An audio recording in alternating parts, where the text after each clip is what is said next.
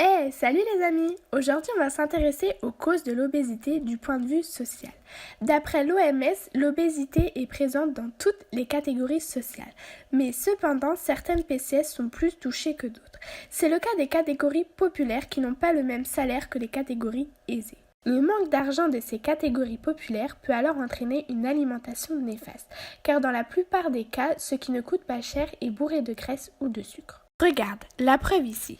On a des chips de la marque Carrefour qui coûtent 89 centimes. Si on analyse l'étiquette, on constate que celles-ci sont bourrées de gras, soit 35 grammes pour 100 grammes.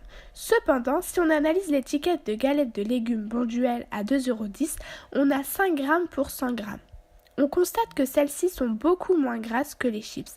Il faut aussi faire attention aux calories qui sont de 85 calories pour 100 grammes de galettes de légumes et de 545 calories pour 100 grammes pour les chips, soit 5 fois et demi plus caloriques que les galettes de légumes. Ainsi, la plupart du temps, les produits les moins chers sont souvent les plus gras. De plus, selon un sondage que nous avons mené à Sedan, à la ZUP, qui est un quartier qui regroupe principalement la classe moyenne, on a pu constater que 80% des gens interrogés préfèrent manger des chips aux galettes de légumes, car cela leur coûte moins cher. Pour bien justifier ce que nous disons, regarde ce graphique, où on peut observer l'obésité selon la catégorie socio-professionnelle.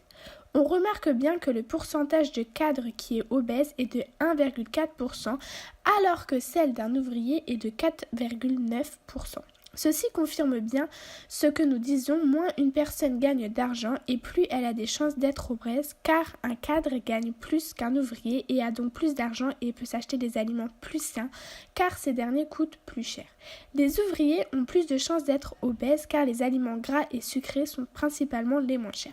Cependant, il reste à nuancer qu'aujourd'hui, comme on peut le voir sur le graphique, il existe des personnes obèses qui sont cadres, mais ces derniers sont plus rares que chez les ouvriers. Il ne faut pas en faire une généralité, qu'il existe juste des personnes obèses au sein des ouvriers.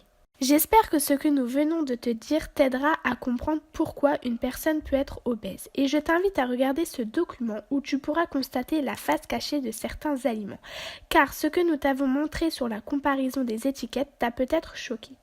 Si tu es intéressé davantage, tu peux aller regarder la vidéo suivante qui te parlera des autres causes de l'obésité.